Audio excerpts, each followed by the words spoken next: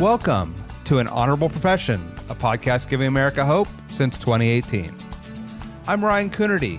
Along with Debbie Cox Bultan of the New Deal, I'm lucky enough to be your co-host.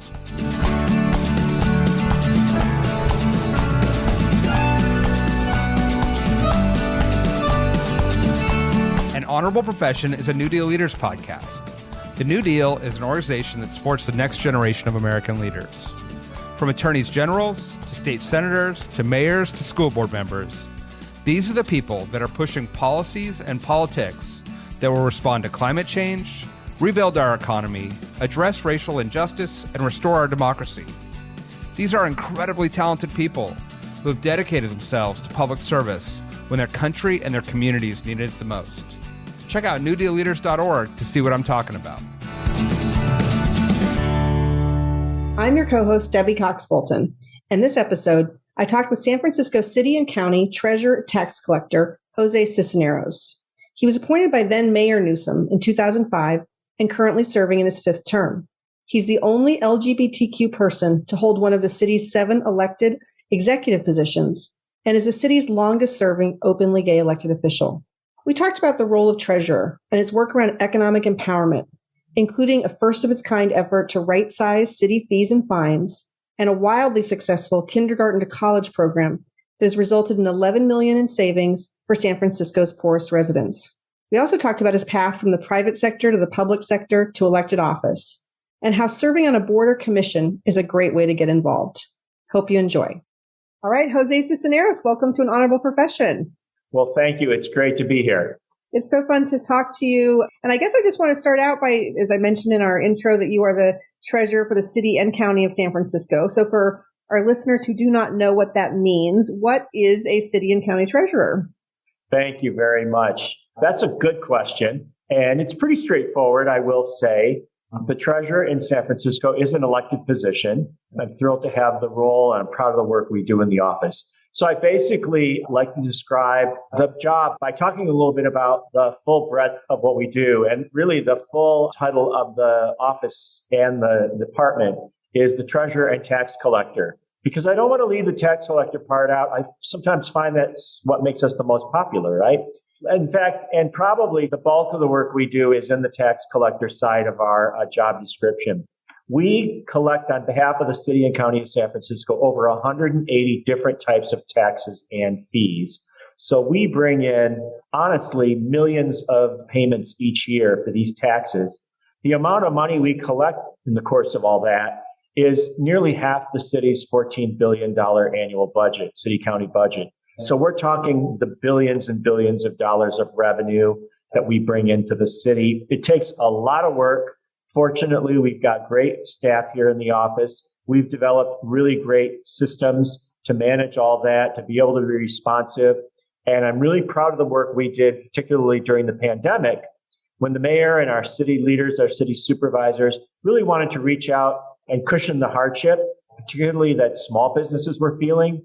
So they worked with us and we pushed out, we delayed the due dates for many of the taxes and fees that they, particularly small businesses, were required to pay so that they would have time to get back up on their feet right before we were hitting them with a tax deadline. That was something we were able to do and be highly responsive for. And I know that it helped a lot of our businesses survive through that difficult time. So as I said, that's the tax collector side of it. The treasurer side of it's also pretty straightforward. Once we bring in all that money to the city, that revenue, and we combine it with all the other revenue that the city gets, from the federal government, the state government, anywhere else it gets its revenue from, we are in charge of holding on to that money, investing it, and keeping it safe. So we manage what's called the city county's short-term portfolio. It is all the money that is short-term. And I like to think of it as the money you and I might have in our checking accounts. It's not the money in our 401ks and our IRAs, our 20-year or our college savings accounts for the kids or whatever. It is the short-term money. It's the money we keep in our checking account to pay our bills in the next 6 to 9 to 12 months. That's the money we take care of for the city here. And our portfolio, our average daily balance on that is running around between $14 to $15 billion.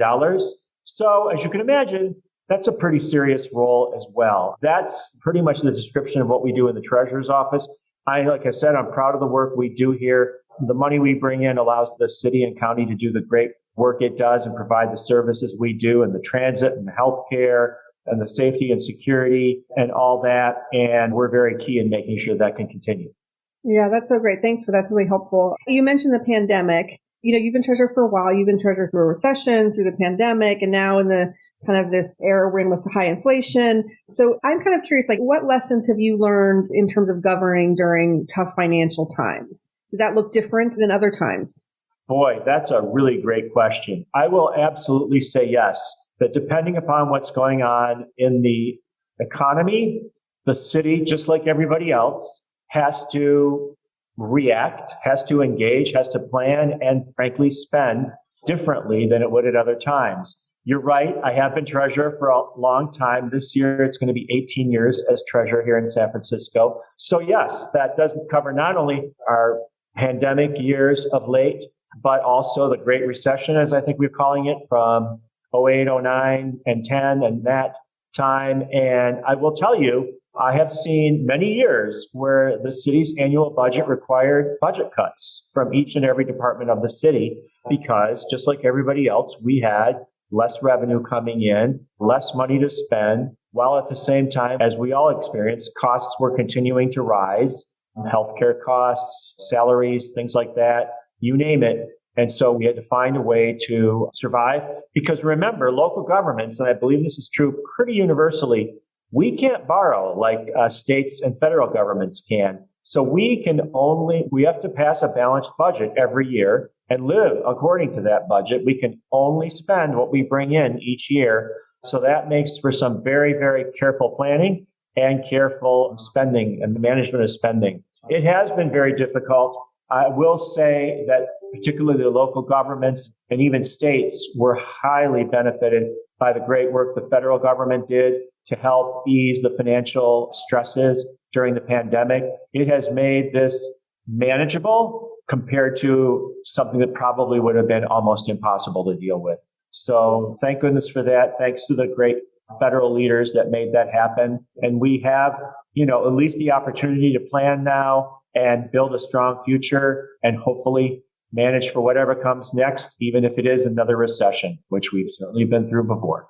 Yeah, absolutely. Let's hope not. But I hear you. And that's super interesting, actually. And thanks for reminding folks about the unique circumstances that local governments operate under as opposed to the feds and to the states. I think that's really important for people to understand. And you talked about you do this money management. You can also make a big impact in individual people's lives. And you have a number of programs that do just that. And I want to talk in particular about the Financial Justice Project, which I think is its first of its kind in the country, where you are leading an effort, as I understand it, to look at and reform fees and fines that particularly impact your city's low-income residents and communities of color. Tell us a little bit about that and what you're hoping to accomplish and how it's going so far. I would love to tell you about that. And I can't say enough about it because it's really, really exciting work and it's the right work for our local government. And frankly, I would say every local government to be doing. But let me start with a little bit of background. Ever since I've been treasurer, we've launched a number of programs, particularly around financial empowerment programs, we call them.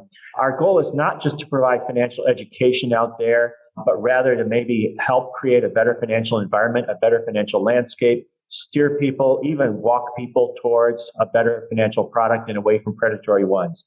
Some examples of that work were one of our very first programs called Bank on San Francisco. It was just a messaging program to help unbanked folks, largely low-income folks, no surprise, to get connected to a bank and a bank account at a credit union, to avoid using a check casher. If someone takes every paycheck they get to a check casher, they pay fees that add up to $500, $600, or $700 a year.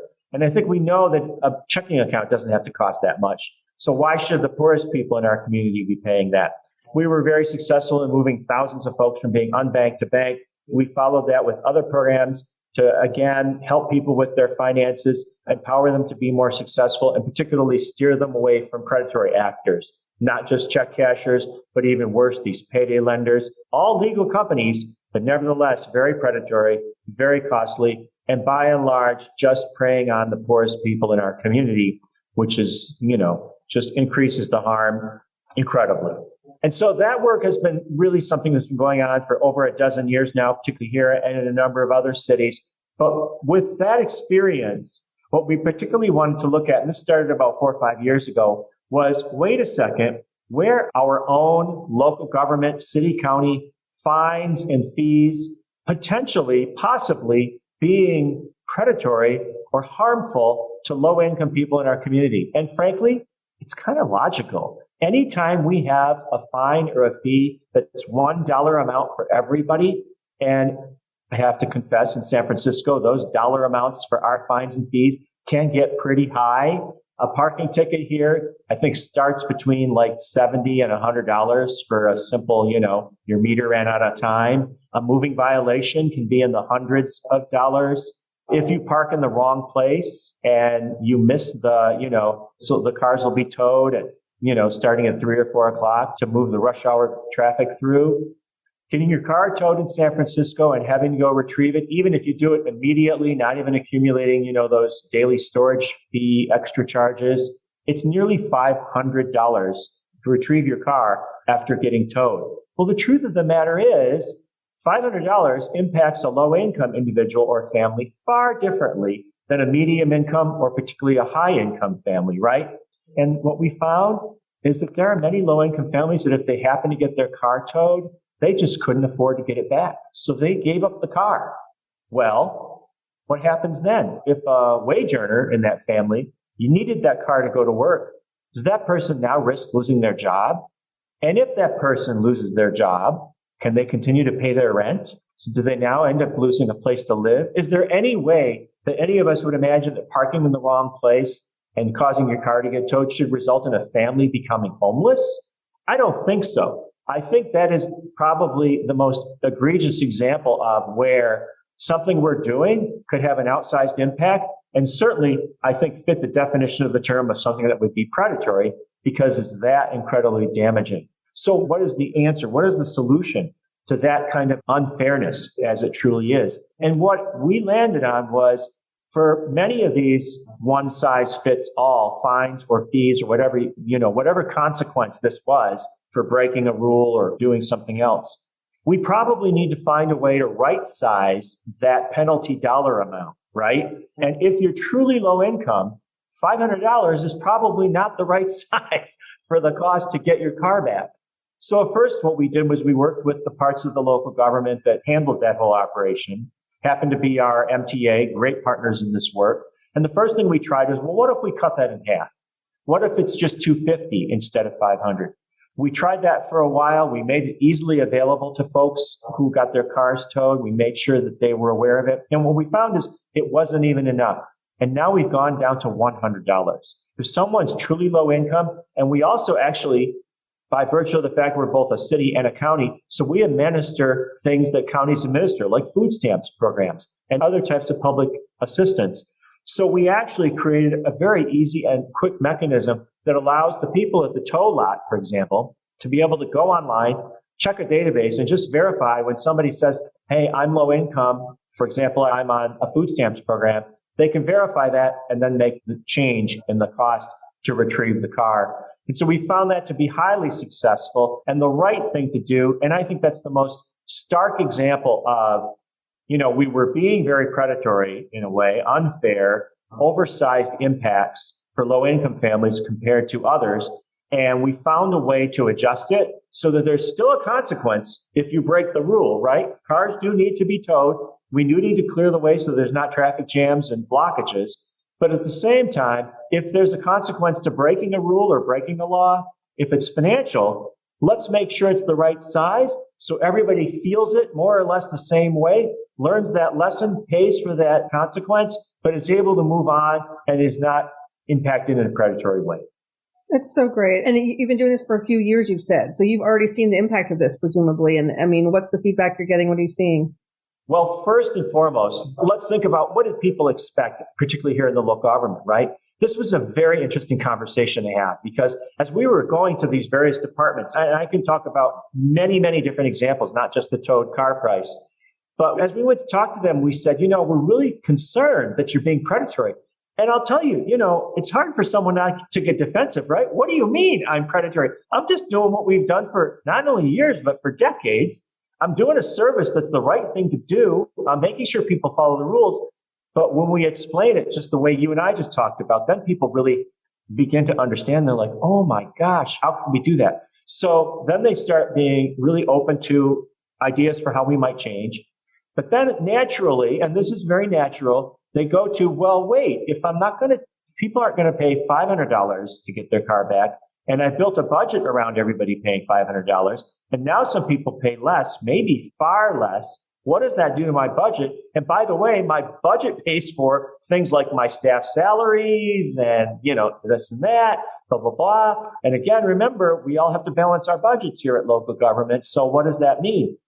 Well, that's an absolute valid part of the conversation. And we have worked through that. Now, let's remember that each year we set this, as I said, this balanced budget where we can only spend what we plan on bringing in. But we all know that every budget that gets passed, no matter who does it, a company, a government, wherever, it's just our best guess, right? It is obviously going to not be 100% accurate. It's going to be wrong. So we're always kind of readjusting and reaccommodating and keeping an eye on what's coming in and what's going out. Well, it's that kind of flexibility that we take advantage of when we adjust a department's budget to do things like lower the cost for low-income folks for one fine or fee or another. So that's an interesting thing that we had to work through. To your point of what did we find out? We found out that we had to work with departments, engage with their budgets, with the citywide, countywide budget management folks as well. Think about where we could backfill if that's what it was going to take. But we had actually had something very interesting come up as well. There was one area, I believe it was in the area of parking tickets, where I said some of our parking tickets are easily $100 or more. There's parking tickets here that can be $200 or $300. Again, we put the same mechanism in place. If someone's low income shows up in the database with easy way to verify that, they got their parking ticket costs reduced, maybe by half, maybe more. What they found was that not only did that not damage the revenue that was coming in from parking tickets for that period, but in fact, because many of those people who now had these lower cost parking tickets were now able to afford to pay it, more of them actually paid. And in some cases, the revenue actually went up because more people were being actually able to pay. They want to pay their debts, but if they don't have $300 to pay a $300 parking ticket, then what can they do? They have to walk away. But if it was, $100 or $150, they paid. And in fact, in some small cases, we saw revenues go up. Now, certainly that's not true in every case, but I think it's just impossible to predict how this is going to work. And I think, again, the idea of right-sizing things not just makes sense from a fairness side, it can actually make sense from kind of a financial side too, because it might be saying we're implementing things in the ways that make the most sense, and it becomes the way that leads us to the most success. Yeah, it makes so much sense. It makes so much sense. I want to make sure I get a chance to mention one other program that I'm excited about for you. It's a long-standing one, and I'm excited about it because it's from a New Deal perspective, because so many New Deal leaders across the country have taken the idea and run with it, and it's really happening all over the place, which is your college savings program, which you've been doing for 11 years. You and then Mayor Newsom put in place. And I think you hit a really big milestone in the spring in terms of investment. So tell us what that was about and the success you've had there. Oh, thank you for asking. Boy, it is really a wonderful program. And I think it's my favorite and a lot of people's favorites. There was research that done many years ago, that showed that if a child grows up with a college savings account in the child's name, just the existence of that account builds aspirations, starts a dialogue about college. Hey, look, this is your college savings account. Oh, why is that there? Because you're going to go to college someday, or at least have the opportunity to. We're already putting money aside for it. That starts up. Fact of the matter is, what research showed that for a lot of low-income families whose parents may have not even gone to college, or certainly are at least currently low income, many of them never get around to opening up a college savings account for their child. And that conversation doesn't happen as naturally. And so all sorts of statistics show that far fewer kids from low income families end up going to and completing college compared to kids from middle income and high income families, where there's a much higher percentage that go. So we wanted to see if we could change that paradigm. And what we were learning was that if there's a college savings account in the family for the child, engagement in that account just engaging, going to the bank, putting a deposit into it, actually changes outcomes. And the research showed that if there was a college savings account in a family, it didn't matter how much they saved in the account. It didn't matter the income of the family. Nothing about else mattered except they engaged with the college savings account. But those kids with a college savings account in their childhood were 7 times more likely to go to college compared to not having that, which I believe is all based on that conversation not happening starting at an early age that led to, upon high school graduation, that student now having full awareness of their opportunity to go on to continue their education and finding some way that they'd be interested in doing that. So based on that research, we, like you're exactly right, now 11 years ago, launched the kindergarten to college program. And we launched it out of the Treasurer's office, but it's funded by the budget of the city and county of San Francisco. And what happens each year is we open up a college savings account for each one of our school system's incoming kindergartners. So we have about 4,500 kids that start kindergarten each year. It's not long after the school year starts, we send a letter home to the parents and we say, welcome to your kid's college savings account. Here's your account card right in our letter. We've opened up the account. It's already at a bank right here in town. You can take this account today. No paperwork, no signatures, nothing. Go into the bank today. You could start saving immediately. And by the way, we put $50 in that account just so your kid has some money saved for their college education. What's exciting about what we've done is we've reached out to all the children in our school district, which I think, no surprise, like most urban school districts, is primarily kids from low income families. The wealthiest families are not, sending their kids to our public schools, again, much like many other places. So we're finding a way to reach those largely kids from low income families and get them at least an opportunity to start saving and engaging with this account that we've opened up and start at least talking about and thinking, hopefully, about aspirations for college. To date, we've had, I think it's nearly 25% of the families that we've opened up accounts for have started to save, which is great. Honestly, I wish it was higher, but I think that's higher than the national average of kids in this country with college savings accounts that they have engaged in their childhood. So I'm pretty happy about that. What I'm really excited about is to date, now 11 years later, the families that are saving have saved $11 million for their kids' college education. And 2/3 of that money was money placed there by the families themselves. Only 1/3 came from the city's program. So I'm very, very proud of the fact that we found a way to even get the poorest families in our city to save for their kids' college education. And I'm excited about the fact that that means there's thousands of conversations about college and post-high school education that are happening that may not have otherwise happened. Stay tuned.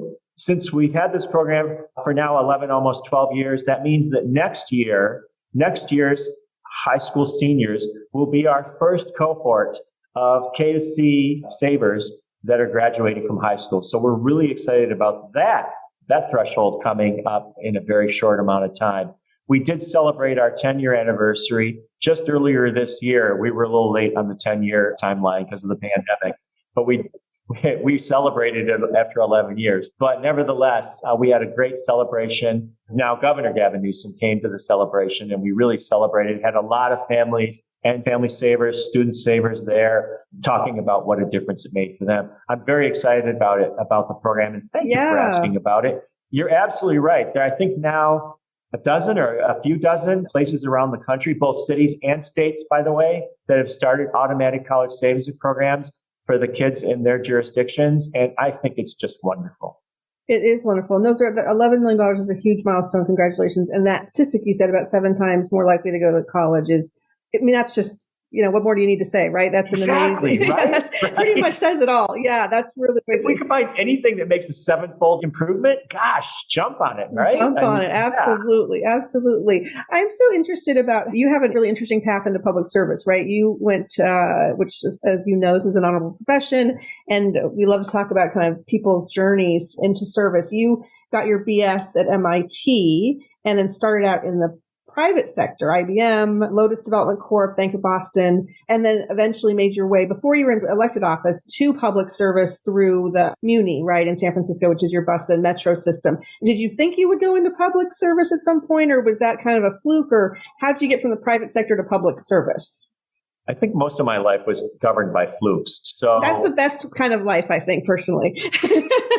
I was going to be fully honest. I think it's all been by chance or opportunity or happenstance. But anyway, you're exactly right. I went to college at MIT. I got a bachelor's degree from the Sloan School of Business there. My first job out of MIT was at the largest bank in town, which at that time was called Bank of Boston. I thoroughly enjoyed it. It was a great opportunity for me. It's nothing like working for a bank to learn ins and outs of finance and economics and the way money works and the way money makes the world work and that type of thing. I decided banking wasn't going to be my life's goal. So I did move back to technology where I was at Lotus Development, which then got bought by IBM. So some pretty sizable technology companies, which gave me great experience and great opportunities.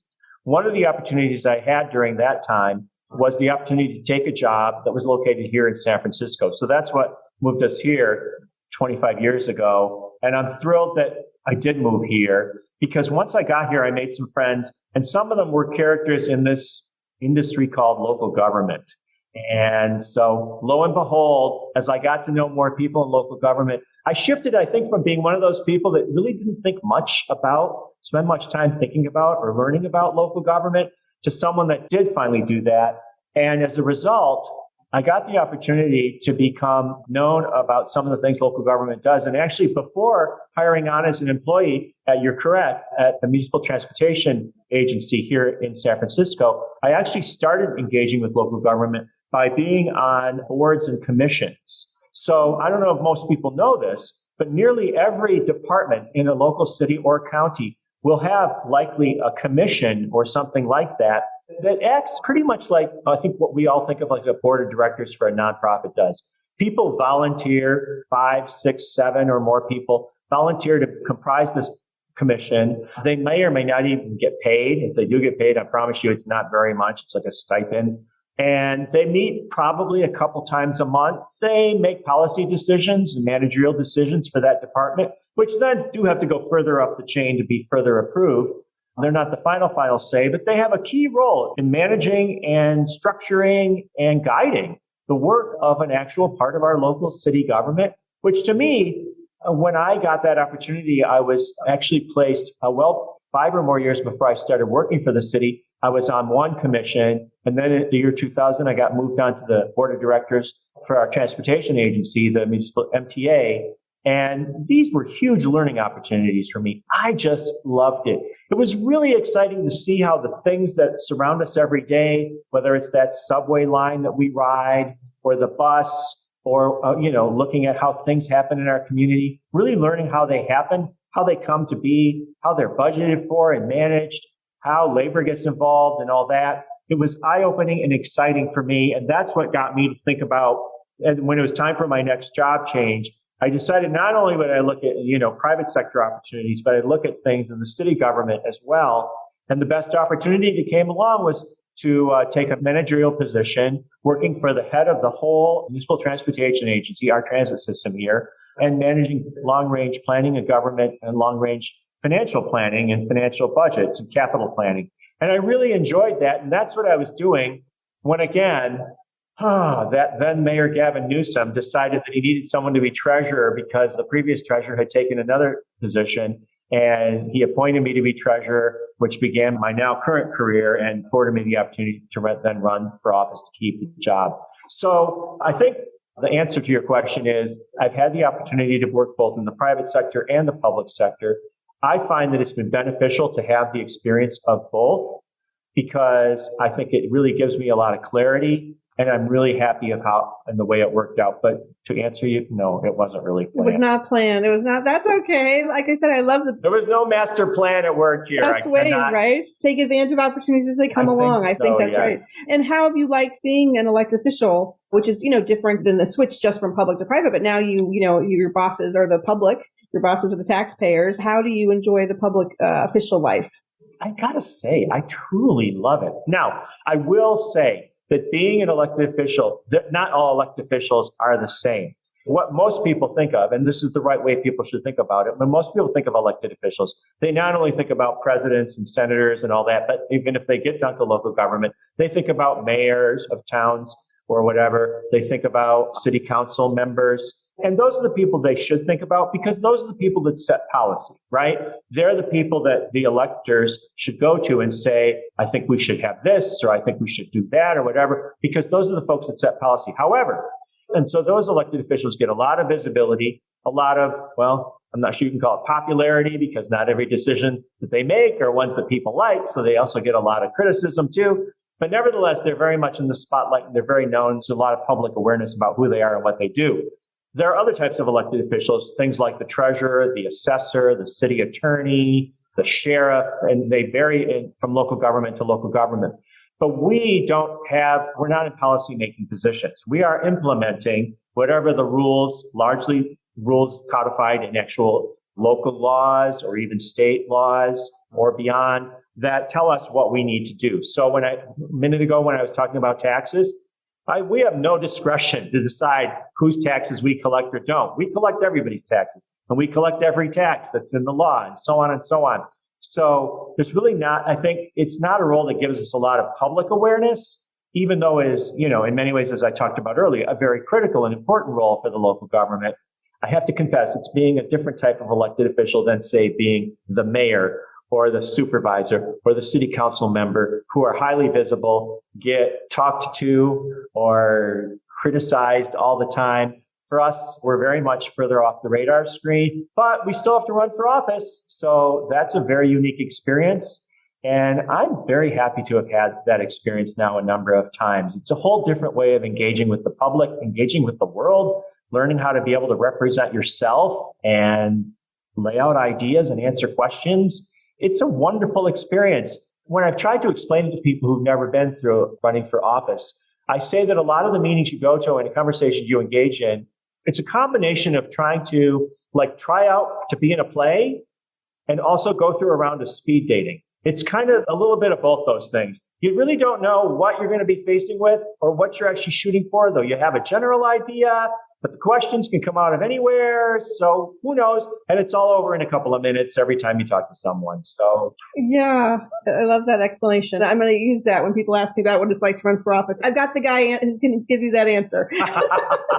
I am just so grateful for you for coming on An Honorable Profession and telling us a little bit about what you do there and the great work you're doing. Thank you for you got all of these amazing, we've been promoting, as you know, the college savings accounts for a long time. I'm adding the fees and fines assessment to my list of things that I'm telling local government they should be looking at. So just, thanks for all the work you're doing and thanks for being here today.